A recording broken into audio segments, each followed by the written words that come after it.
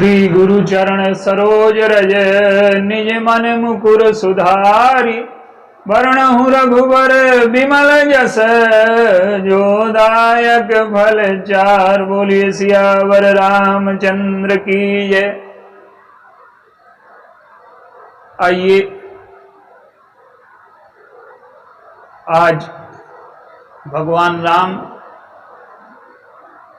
और भरत जी का जो मिलन है वो कैसा है, उसका स्वरूप क्या है, उसकी परिपूर्णता क्या है। आइए आज उस पर थोड़ा सा विचार करें। परम प्रेम पूरन दो भाई मन बुद्धि चित अहिमित बिसराई काउ सप्रेम प्रगट को करई के छाया कवि मति अनुसरई। भगवान राम और भरत जी का जो मिलन है उसका स्वरूप क्या है और क्रमशः जीव और ब्रह्म के बीच का जो मिलन है, आत्मा और परमात्मा के बीच का जो मिलन है क्या है। संसार में जो मिलन होता है शरीर और मन के स्तर पर होता है।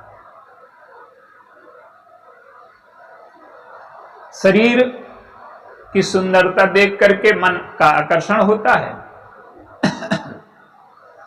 फिर काम के रूप में मिलन होता है।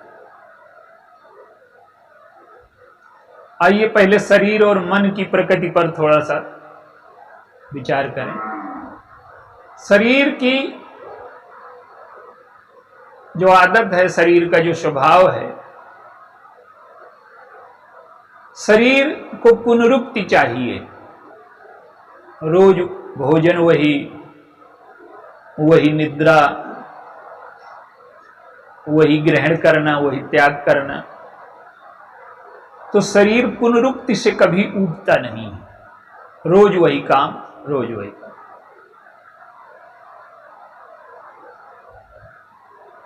मन का जो स्वभाव है वो शरीर से भिन्न है। मन को रोज रोज नई चीज चाहिए, पुरानी से वो ऊब जाता है।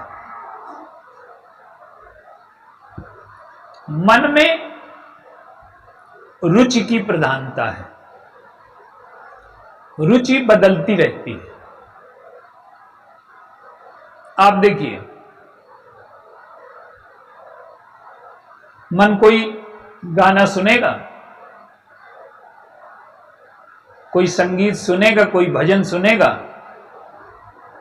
उसे दोबारा सुनाओ तो उतने रस से न सुनेगा, फिर और तिबारा सुनाओ उतने रस से न सुनेगा, ऊब जाएगा। तो शरीर रोज रोज वही दोहराता है और मन को रोज नया चाहिए।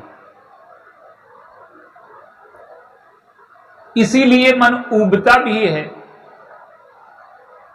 अवसाद की ओर भी जाता है। पश्चिमी समाजों में क्या हुआ है? पश्चिमी समाजों में यह हुआ है कि जब से वैज्ञानिक क्रांति हुई है तो मशीनों ने जीने के लिए जो काम करना पड़ता था व्यक्ति को, वो उससे छूट दे दी। तो अब जीने के लिए उसे कोई काम नहीं करना, तो वो मन से खाली, शरीर से खाली हो गया है। अब मन में आकर के बैठ गया है और मन को चाहिए रोज नयापन। तो जहां मन के आधार पर जीना शुरू करेगा वहां बेचैनी, तनाव बढ़ेगी। जो पश्चिमी जगत है, अमेरिका वगैरह जो देश हैं, वो क्या है वहां कि वहां हर चीज नई। मन कहता है कि साल भर बाद गाड़ी बदल लो, 2 साल बाद मकान नया बना लो, यहां तक कि 3 साल में पत्नी बदल लो। तो जो समाज मन पर जीने लगेगा वो बहुत छिछला हो जाएगा।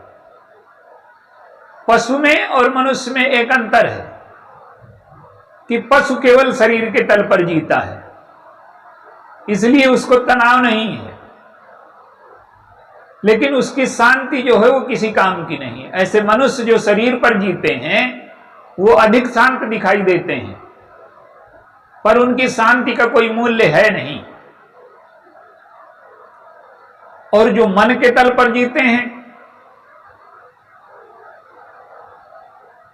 तो उन्हें नित्य नया चाहिए। मन की रुचि बदल गई, आज ये पत्नी अच्छी लगती है, आज ये पति अच्छा लगता है, कल नहीं अच्छा लगता, छोड़ दिया। तो जहां मन के आधार पर जीना शुरू करेगा जो समाज, वहां तनाव, उत्तेजना, अवसाद, पीड़ा, दुख ये अनुभव होने लगेगा। मन के रोगी आज पश्चिमी समाज में शरीर के रोगियों से कम नहीं। क्यों? वहां अवसाद एक समस्या है, तनाव एक समस्या है, ऊब एक समस्या है। तो इससे बचने का क्या उपाय है? उन्होंने रोज नई शादी करना, शराब पीना, ये सब सीखा। इससे कम नहीं होता, यहां तक कि वो आत्महत्या तक में उतर आते हैं। कुछ नयापन तो हो जीवन में। इससे ऊपर का एक स्तर है।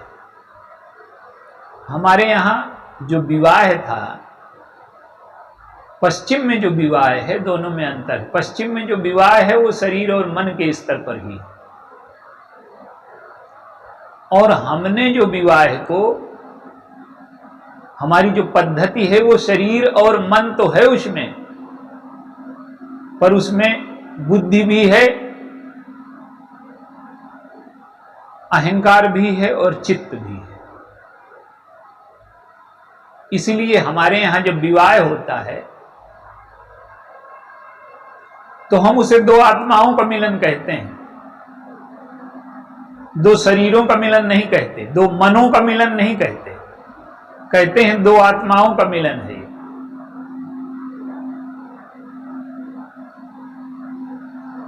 आप देखिए हमारे यहां पत्नी को धर्मपत्नी कहा जाता है। क्यों? ये केवल काम पूर्ति का साधन नहीं है, ये धर्म में भी हमारे सहायक है, और धर्म में सहायक नहीं है, ये मोक्ष तक सहायक है। वो परिवार की सेवा में हमारी मदद करती है, पितृऋण से पूर्ण होने में हमारी मदद करती है, वो हमारे लिए मोक्ष की राह जुटाती है, हमारे मन को नियंत्रण करना सिखाती है। तो हमारे यहां जो विवाह है वहां पत्नी को अर्धांगिनी कहा जाता है, उसका अस्तित्व ही अलग नहीं है। वो दो मिलकर के एक हो गए हैं, वो आधा अंग है हमारा। तो जहां शरीर दो मिलकर के एक हो जाएं, शंकर जी की हमने पूजा अर्धनारीश्वर के रूप में की। तो जो मिलन है शरीर का, मन का, बुद्धि का, मन का यह है कि आज ये अच्छी लगती है, कल अच्छी नहीं लगती। बुद्धि का मिलन क्या है? बुद्धि का मिलन है कि बुद्धि अच्छे बुरे का तो निर्णय करती है, पर बुद्धि हानि लाभ का भी निर्णय करती है, और जहां हानि दिखेगी वहीं नहीं जाना चाहती। भगवान कृष्ण अर्जुन से कहते हैं कि जो व्यवसायिक बुद्धि है वो कभी समाधि को नहीं प्राप्त हो सकती, क्योंकि बहुत हानि लाभ का गणित आप करोगे तो साधना में कभी प्रवेश हो ही नहीं सकता। संसार में रहने के लिए ठीक है कि हानि लाभ का गणित हो, जब भी आप साधना में प्रवेश करोगे तो हानि लाभ से ऊपर उठना पड़ेगा। आप चाहे जहां देखिए, व्यक्ति ने अगर छोड़ना नहीं सीखा, देना नहीं सीखा। दशरथ जी के यहां विश्वामित्र जी आए, उन्होंने कहा कि दीजिए। देना तो सबको पड़ता ही है, चाहे मन से दे और चाहे बिना मन से दे। काल आकर के हमसे सब छीन लेगा, इससे बढ़िया यह है कि हम छीनने के पहले दानी बनने का सुख प्राप्त कर लें। तो देना तो पड़ेगा ही, चाहे छीन करके कोई ले जाए, पर डकैती पड़ जाने से अच्छा यह है कि हम दानी बनने का सुख प्राप्त कर लें। तो जब व्यक्ति लेने के स्थान पर देने के जीवन में प्रवेश करे,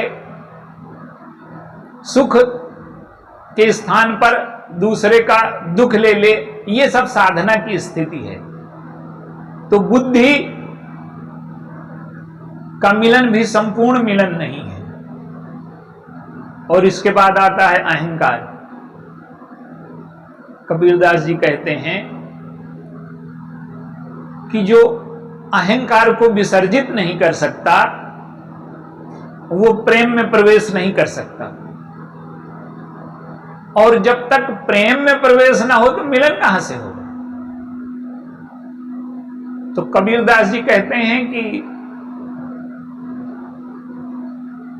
प्रेम न बाड़ी उपजय और प्रेम न हाट बिकाए, और राजा प्रजा जेहि रुचय और शीश दे ही ले जाए। राजा या प्रजा जिसको भी प्रेम चाहिए वो आए और अपना शीश कटा ले। शीश कटाने का अर्थ है कि अपने अहंकार को विसर्जित कर दे। प्रेम के राज्य में केवल वो प्रवेश कर पाते हैं जो अपना शीश चढ़ा देते हैं। कबीरदास जी दूसरे दोहे में कहते हैं, कबीर आए है घर प्रेम का, खाला का घर नाई, और शीश उतारे भूमि धरे, तब प्रभुषय यही माई। कबीरदास जी एक चीज और कहते हैं कि ये जो पढ़े लिखे विद्वान हैं, अक्षर सीख गए हैं, ये विद्वान नहीं है। विद्वान कौन है? पोथी पढ़ी पढ़ी जगमुआ, पंडित भयानक होए, और ढाई आखर प्रेम का पढ़े सो पंडित हो। जो 2.5 अक्षर प्रेम का पढ़ लेते हैं। देखिए, कागज की भाषा आप सीख गए, पढ़ना लिखना सीख गए, ये पढ़ाई लिखाई है। लेकिन जीवन की भाषा आप सीखे क्या? जीवन को कैसे सुंदर बनाया जाए, कागज में कैसे सुंदर राइटिंग लिखी जाए, ये तो आपने सीखी। लेकिन जीवन की राइटिंग कैसे सुंदर कर दी जाए, जीवन को कैसे प्रसन्न किया जाए, दूसरे की राइटिंग हम बिगाड़ दें, दूसरे का जीवन बिगाड़ दें, यही तो सीखा है हमने। तो जो 2.5 अक्षर प्रेम का पढ़ लेता है वो पंडित होता है। तो भरत जी जब चित्रकूट जाते हैं तो गोस्वामी जी कहते हैं कि मन बुद्धि चित्त अहमिति बिसराई। पहले वो गए तो गोस्वामी जी पहले उपमा देते हैं, भरत दीख बन शैल समाजू।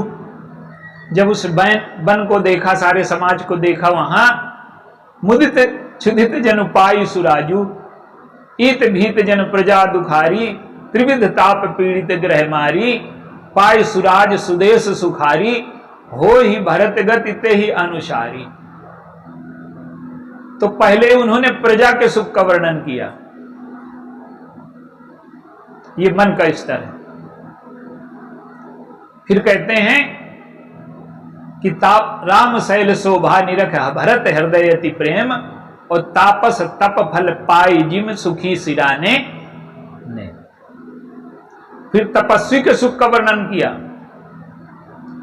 फिर किसका वर्णन किया? करत प्रवेश मिटे दुख दावा। अब आश्रम का दर्शन हुआ। करत प्रवेश मिटे दुख दावा, अजन जोगी परमारथ पावा।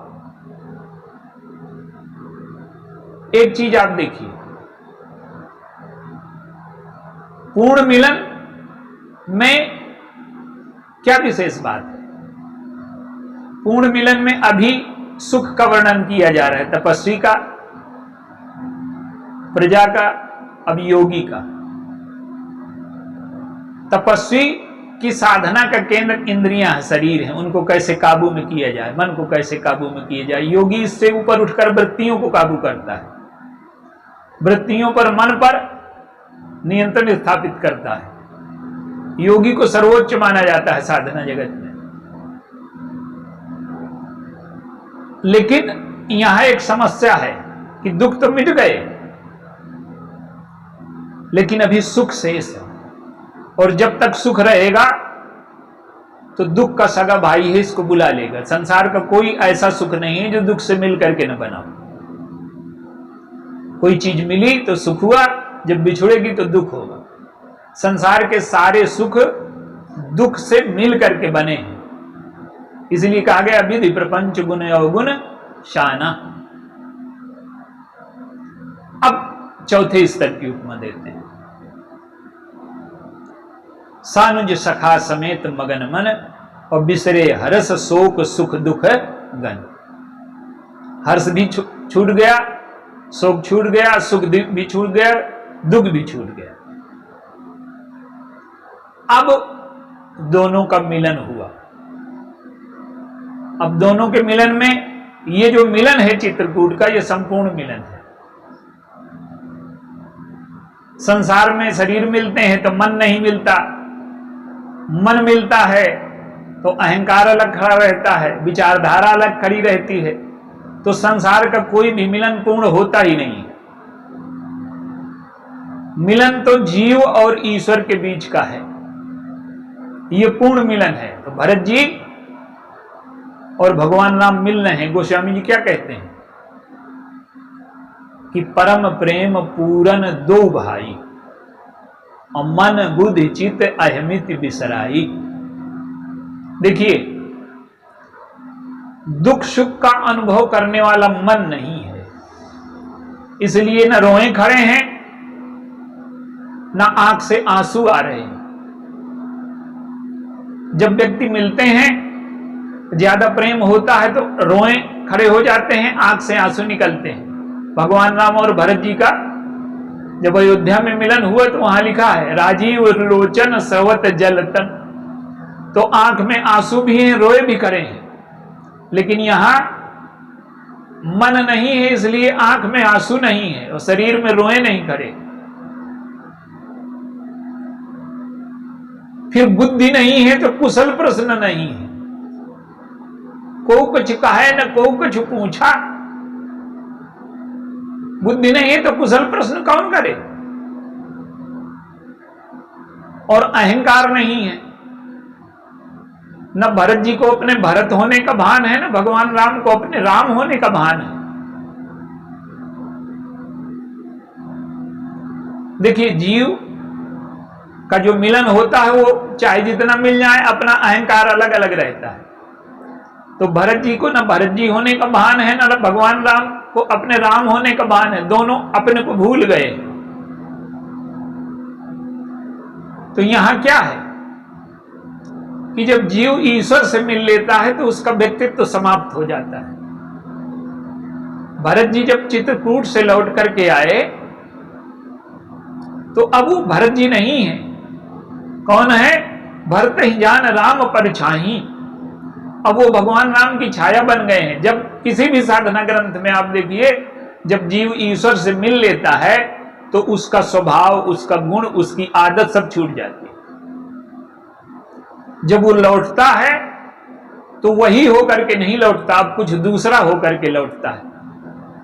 तो गोस्वामी जी कहते हैं कि परम प्रेम पूरन, ये प्रेम परम है और पूर्ण है। दो शब्द लिखने पड़े प्रेम के लिए, परम और पूरन। संसार में एक तो पूर्ण ही नहीं होता, परम तो हो ही नहीं सकता। मन बुद्धि चित्त अहमित बिसराई, चित्त भी भूल गया, अहंकार तो भूल गया, चित्त भी संस्कार शून्य हो गया, निर्विकल्प हो गया। योगी से निर्विकल्प समाधि कहते हैं। प्रेमी इसे मिलना कहते हैं। तो आप देखिए, जब मिलने आ रहे हैं तो चार चीजें छूट गई। उठे राम सुनि प्रेम अधीरा, कहूं पट कहूं निसंग धनु तीरा। पट माया का प्रतीक है, धनुष बाण काल के प्रतीक हैं। तो देश काल व्यक्ति, ये जब तीनों समाप्त हो जाएं भगवान राम और भरत जी के मिलन में न देश है, न काल है, न व्यक्ति है। संसार का जो मिलन है उसमें देश काल व्यक्ति सब होता है, और भगवान और भरत जी के मिलन में न देश है, न काल है, न व्यक्ति। तो देश काल व्यक्ति की परिभाषाएं समाप्त हो गई, मन बुद्धि चित्त अहंकार समाप्त हो गया, भरत जी का व्यक्तित्व समाप्त हो गया, और सबसे बड़ी बात यह है कि ईश्वर इस प्रेम पयोधि में डूब गया। ईश्वर के प्रेम में जीव डूब जाए ये धन्यता है, लेकिन ये प्रेम ऐसा है कि इसमें ईश्वर डूब गया। यहां 3 चीजें भूल जानी चाहिए। जब मिलन हो, सुती जी मिलने गए तो 3 चीजें भूल गए। को मैं कौन कहां नहीं बूझा, मैं कौन हूं, कहां जा रहा हूं, भूल गए। तो साधना की चरम स्थिति यह है, मिलन की चरम स्थिति यह है कि जब व्यक्ति साधक साधन साध्य तीनों को भूल जाए। और यहां अगर अपने को याद रखता है तो क्या भूला, मिलन हुआ नहीं। तो भरत जी और भगवान राम का जो मिलन है ये पूर्ण प्रेम का प्रतीक है। तो जो मिलन है संसार का, वो हमें ईश्वर से मिलन की प्रेरणा दे, और हमारा जीवन तभी पूर्ण होगा जब हम प्रेम की भाषा सीख लें, और उस प्रेम की भाषा का परिणाम हो कि ईश्वर से हमारा मिलन हो जाए। और वो ऐसा मिलन है कि एक बार मिलने के बाद सब कुछ समाप्त हो जाता है, फिर जन्म मृत्यु सारे चक्र छूट जाते हैं, व्यक्ति पूर्ण हो जाता है। और पूर्ण होकर के जब वो लौटते हैं भरत जी, वो भगवान राम की छाया के रूप में, भगवान राम के स्वरूप के रूप में, अब उनका व्यक्तित्व नहीं है और उनका जीवन प्रसाद बन गया है। जिसको भी देखेंगे, जिसके साथ व्यवहार करेंगे, जहां भी रहेंगे, वो जीव धन्य हो जाएगा, रस से भर जाएगा, मिठास से भर जाएगा। तो आइए आज हम भगवान और भक्त के इस मिलन का समापन करते हुए उनसे प्रार्थना करें कि हमारे जीवन में उनके प्रेम की कुछ बूंदें उतरें, जिससे हमारा जीवन धन्य हो। बोलिए सियावर रामचंद्र की जय।